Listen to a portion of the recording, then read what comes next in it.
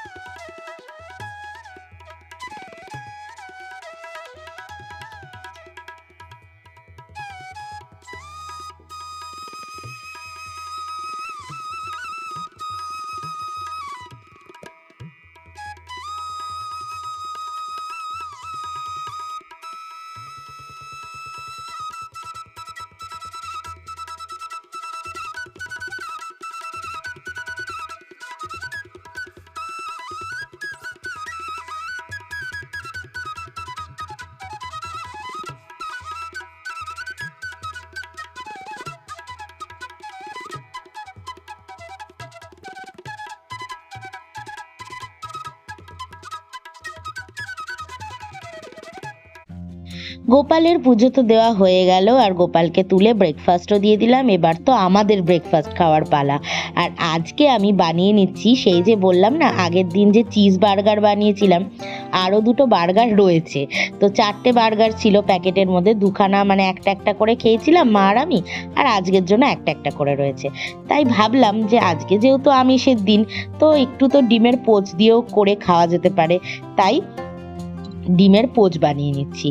তো এখানে ডিমের পোচ হচ্ছে যখন, আমাদের চালি মহারাজ তো একদম রাজি পোচ খেতে, তাই আমরাও যখন খাচ্ছি ওকেও একটা পোচ খাইয়ে দেবো।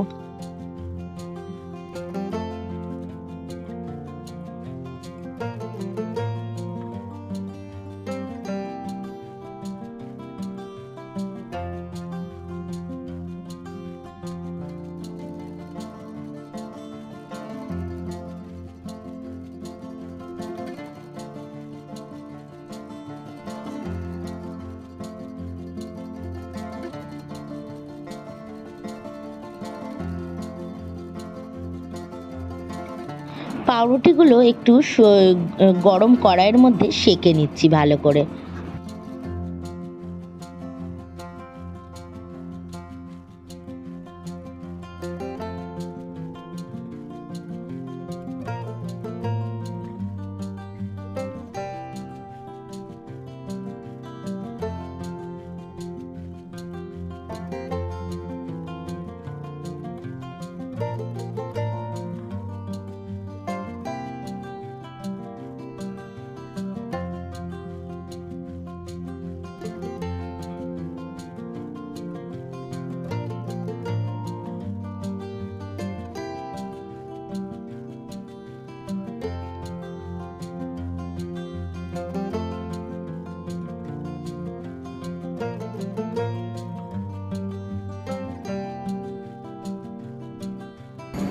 গুড মর্নিং বন্ধুরা।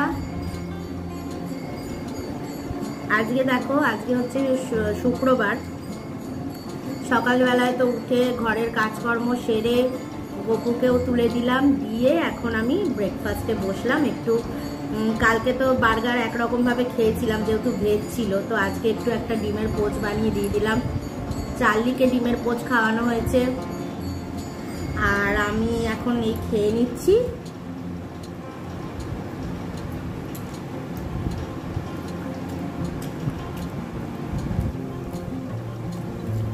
আজকে অনেক তাড়াতাড়ি আমাদের সব ঘরের কাজকর্ম হয়ে গেছে। ঘরে ইনগ্রিডিয়েন্টস থাকলে দোকানের থেকে, রেস্টুরেন্টের থেকে ভালো জিনিস বানিয়ে খাওয়া যায়।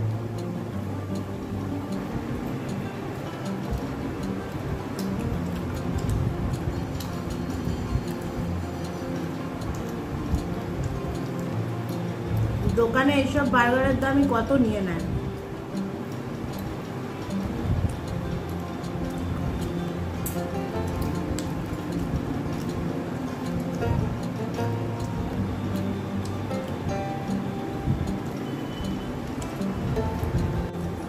খেয়ে নিয়ে এবার রান্না শুরু করব। চলো তাহলে বন্ধুরা, আমি এখন একটা পেস্ট বানিয়ে নিচ্ছি। তোমরা জানো, যারা আমার ভিডিও প্রতিদিন দেখো, যে আমি কিছু কিছু পেস্ট বানিয়ে রেখে দিই যাতে প্রতিদিনের রান্নায় সুবিধা হয়। কেন দেখো, বারবার তো বাটা সম্ভব না, প্রতিদিন বারবার মেশিন করো, চালাও রে। ওই জন্য আমি কি করি, আদা, রসুন আর কাঁচা লঙ্কা আর কিছু শুকনো লঙ্কা নিয়ে একটা পেস্ট বানিয়ে রেখে দিই। এই পেস্টটা আমার মোটামুটি সপ্তাহখানেক চলে যায়, তারপর আবার একটা পেস্ট বানিয়ে নিই। এরমভাবে করতে থাকি। তো আমি এখন সেই পেস্টটা বানিয়ে নিচ্ছি। লঙ্কা, কিছু কাঁচা লঙ্কা নিয়েছি আর কিছু শুকনো লঙ্কা নিচ্ছি, দিয়ে আদা দেব, রসুন দেব, দিয়ে একটা পেস্ট বানিয়ে দেবো। তো আমি ভাবলাম, মা বলল যে লঙ্কাটার আলাদাই একটা পেস্ট করা হোক আর আদা রসুনের আলাদাই একটা পেস্ট থাকুক, তাহলে কি সুবিধা, লঙ্কাটা পরিমাণ মতন বুঝে শুনে কম বেশি দেওয়া যাবে, আদা রসুনটা আলাদাই থাক। দেখো, আমি এগুলো রেডি করে নিয়েছি। এটার এবার একটা স্মুথ পেস্ট বানিয়ে নেব। দেখো, রান্না করার সরঞ্জাম তো অনেক কিছু রেডি করে নিয়েছি, এবার কতটা কি করতে পারবো সেটাই হচ্ছে ব্যাপার। যাই হোক, প্রথমে যেটা শুরু করব, আজকের প্রথম যে রান্না আমি করছি এখন, তো সেটা হচ্ছে যে চিংড়ি মাছ কিছু রয়েছে আমার কাছে কেনা। তো এই চিংড়ি মাছ দিয়ে একটা পাঁচমিশালি তরকারি বানাবো। কড়াইতে প্রথমে আমি 2 চামচ তেল দিচ্ছি। এই তেলে আমি প্রথমে চিংড়ি মাছগুলো ভেজে তুলে রাখবো।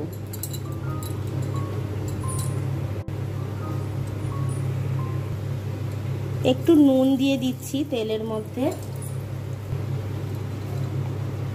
একটু হলুদ দিয়ে দিচ্ছি,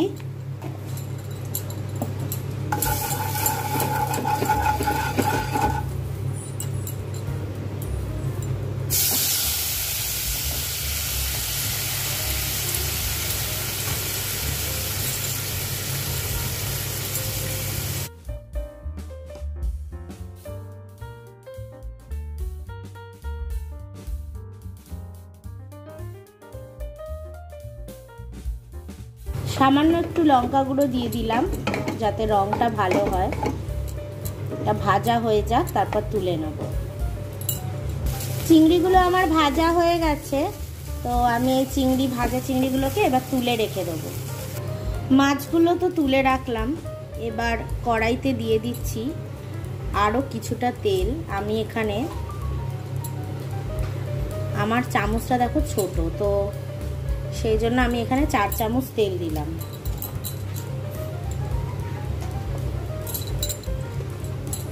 তেলটা একটু গরম হলে এর মধ্যে একটু ফোড়ন দেব। আমি এবার এর মধ্যে অল্প একটু 5 ফোড়ন দিলাম, একটা শুকনো লঙ্কা ভেঙে ফোড়ন দিয়ে দিলাম, অল্প একটু পেঁয়াজ ফোড়ন দিলাম,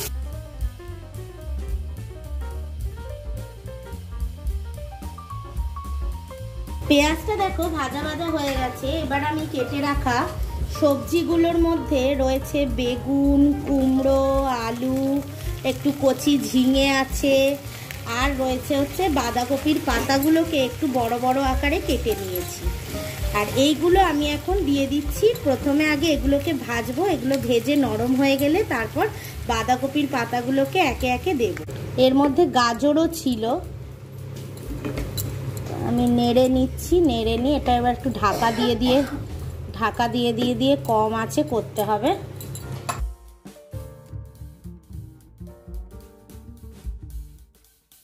দেখো এই একটা পেস্ট বানিয়ে নিয়েছি, লঙ্কা, কাঁচা লঙ্কা আর শুকনো লঙ্কা মিক্সড করে একটা পেস্ট বানিয়ে নিয়েছি। মোটামুটি 1 সপ্তাহ হয়ে যাবে। একটু নুন দিয়ে দিচ্ছি পরিমাণ মতন, তাহলে তাড়াতাড়ি নরম হবে।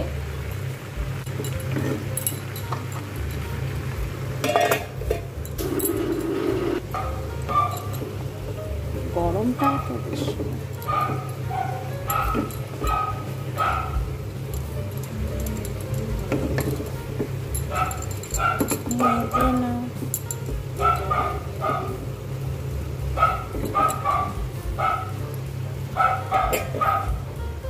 কোন বাসন মাজবো?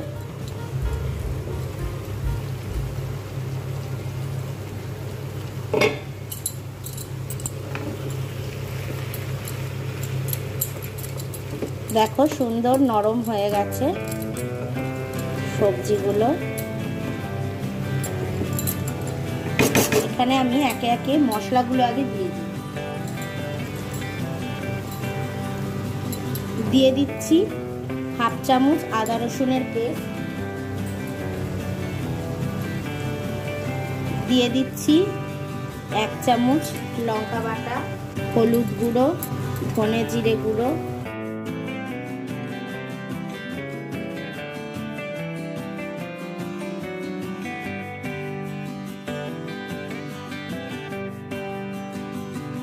এবার আমি জল ঝরিয়ে রাখা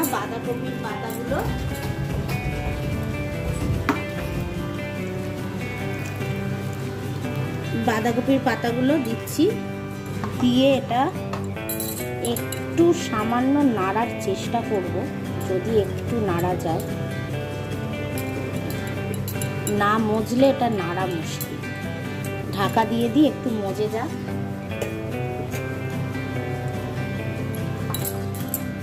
চিংড়িগুলো দিয়ে দিলাম ভেজে রাখা, দিয়ে এবার এর সাথে মজতে দেব। দেখো কি সুন্দর মাখা মাখা একটা ব্যাপার হয়ে গেছে।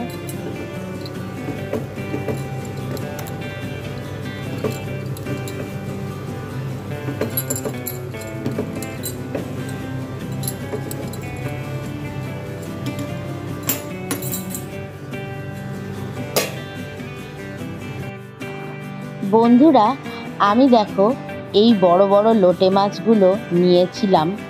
তো আজকে আমি লোটে মাছের ঝুড়া বানাবো। তো লোটে মাছের ঝুড়ার জন্য লোটে মাছগুলো তো ভালো করে ধুয়ে টুয়ে নিয়েছি। আর আমি এখানে একটু ওকে মশলা মাখিয়ে নেব।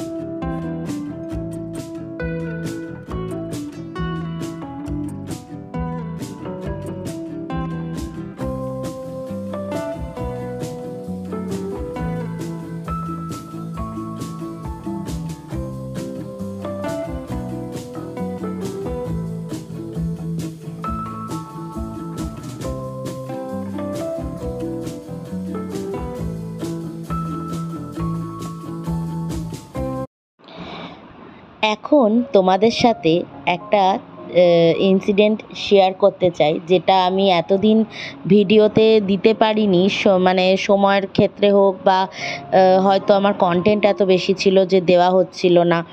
তো গত সপ্তাহে যে আমরা 3 দিনের ছুটিতে আমার হাজব্যান্ড এসেছিল, তো সেই একদিন আমি আর আমার হাজব্যান্ড গেছিলাম সেই বাগবাজারের বলরাম মন্দিরে। আমরা দুজনেই দীক্ষা নেওয়ার খুব ইচ্ছা হয়েছে দুজনারই, হাজব্যান্ডের থেকেও আমার বেশি ইচ্ছা। কেননা আমরা চাই যে দীক্ষাটা নিয়ে নিলে আমাদের একটা ডিসিপ্লিন, দীক্ষা ব্যাপারটাই তাই যে একটা ডিসিপ্লিনের মধ্যে আসবে সম্পর্কটা, মানে সব দিক থেকে একটা উন্নতির ব্যাপার আসবে এবং একটা হয় না বলে ভগবানের সাথে ডাইরেক্ট মানে একটা সংযোগ সৃষ্টি হবে। তো এই সবের উদ্দেশ্যেই আমরা বেরিয়ে পড়লাম বলরাম মন্দিরে। তো দেখো আমরা মেট্রো থেকে নেমে আমরা হেঁটে চলে এলাম বলরাম মন্দির। আর এখানেই আজকে একটু কথা বলবো মহারাজের সাথে, আমার সেই আশ্রমের দিদি যে আমাকে এই দীক্ষা নেওয়াতে হেল্প করছে, তো ওনার সাথেই আমরা এসছিলাম। এই দেখো এই সেই মন্দির, মন্দিরে প্রণাম করে তারপরে আমরা গেলাম কথা বলতে। আর সাথে একটু ফর্মগুলোও ফিল আপ করার ব্যাপার ছিল। তো মন্দির ঘুরে ফর্ম ফিল আপ করে কথা টথা বলে বেরিয়ে এলাম। দেখো আমাদের তো দিনটা মোটামুটি ভালোই কাটলো আর ফর্মটাও ফিল আপ করে নিয়েছি। এবার দেখা যাক, দীক্ষার একটা ডেট তো দিয়েছে, কিন্তু এখনই আমি তোমাদের জানাচ্ছি না। যেদিন নিতে যাব, যেদিন হয়ে যাবে সেদিন তোমরা দেখতে পাবে, তোমাদেরকে বলবো। আর এই দেখো ঘুরে ফিরে শেষমেশ আমরা সন্ধেবেলায় ভাবলাম যে ডিনারটা আজকে এখানেই সারা যাক। তো সেই জন্য আমি আর ও দুজনে মিলে চলে এলাম আমাদের এই দক্ষিণেশ্বরেরই খুব কাছাকাছি একটা খুব ভালো রেস্টুরেন্ট, যেখানে আলমবাজারের থেকে একটু দূরে খুব ভালো রেস্টুরেন্টটা এখানে হয়েছে, যেখানে খুব ভালো ভালো খাবার দাবার পাওয়া যাচ্ছে। তো আমরা সেখান থেকে ডিনারের কিছু আইটেম নিলাম, একবারে পার্সেল করে নিয়ে বাড়ি চলে এলাম। আর সাথে নিয়ে নিয়েছিলাম লাইম সোডা, খুব গরম লাগছিল তাই একটু দুজনে মিলে খেয়ে নিলাম। তাহলে বন্ধুরা আজকের ভিডিওটা তোমাদের কেমন লাগলো? আমার এই ব্লগটা তোমাদের যদি ভালো লেগে থাকে অবশ্যই লাইক কমেন্ট সাবস্ক্রাইব করে দেবে, আর বেল আইকনটা অবশ্যই প্রেস করে রাখবে, তাহলে আমার প্রত্যেকটা ভিডিওই তোমাদের কাছে পৌঁছে যাবে। আজকের জন্য চলো টাটা, গুড নাইট। তোমরা সবাই ভালো থেকো, সুস্থ থেকো, আর আমার চ্যানেলটাকে কিন্তু অবশ্যই ভালোবেসো আর লাইক কমেন্ট সাবস্ক্রাইব করে দিও। চলো টাটা।